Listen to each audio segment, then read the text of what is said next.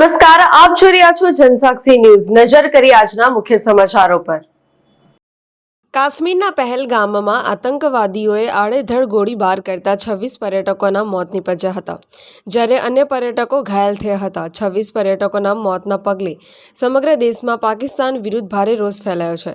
ત્યારે સમગ્ર દેશમાં વિરોધ પ્રદર્શન યોજાઈ રહ્યા છે।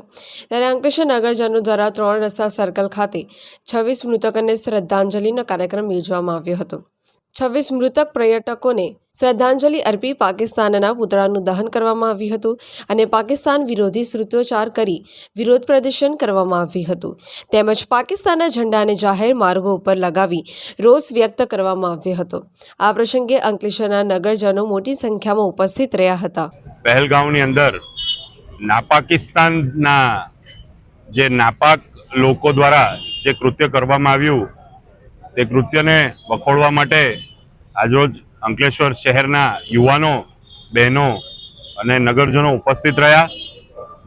આવી હરકત જે પાકિસ્તાન વારે ઘડીએ કરતા આવ્યું છે એનો જવાબ સરકાર અવશ્ય આપશે એવી અમને ખાતરી છે। સાથે સાથે હું સરકારશ્રીને અને બધાને બાહેધરી આપું છું કે જ્યારે પણ આ યુવાનોની કે અમારી જ્યાં પણ તમને જરૂર પડશે ત્યારે અમારા અંકલેશ્વરના યુવાનો પણ તમારી પડખે ઊભા રહી અને તમામ કાર્યવાહીમાં સાથ આપવા આ દેશવાસીઓ તમારી સાથે છે। તમે જવાબ આપો, તમે જે ભાષામાં એમની સાથે વાત કરવા માંગો છો એ કરી અને પાકિસ્તાનને આ નકશા પરથી ભૂંસી નાખો એવી જ આવા નગરજનો વતી હું આપને વિનંતી કરું છું। અસ્તુ। થોડા દિવસ પૂર્વે જમ્મુ કાશ્મીરમાં પહેલગામમાં જે આતંકવાદી હુમલો થયો હતો અને કાયરોએ જે નિહત થયા આપણા ભારતીયોને માર્યા હતા તેને લઈને આજે અહીંયા અંકલેશ્વર 3 રસ્તા ખાતે પાકિસ્તાનના પુતળા દહનનું અને રોડ પર તેમના ફ્લેગ લગાવીને તેમના વિરોધમાં પ્રદર્શન કરવામાં આવ્યું હતું।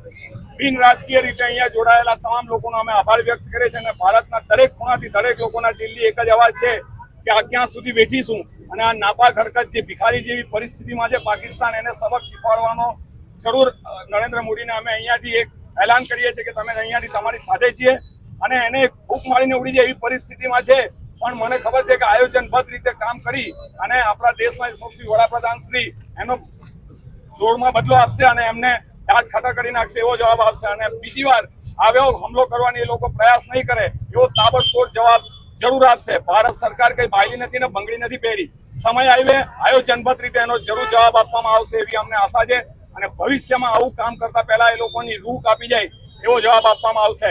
ભારત માતા કી જય। પિન્ટુ મોદી, જનસાક્ષી ન્યૂઝ, અંકલેશ્વર।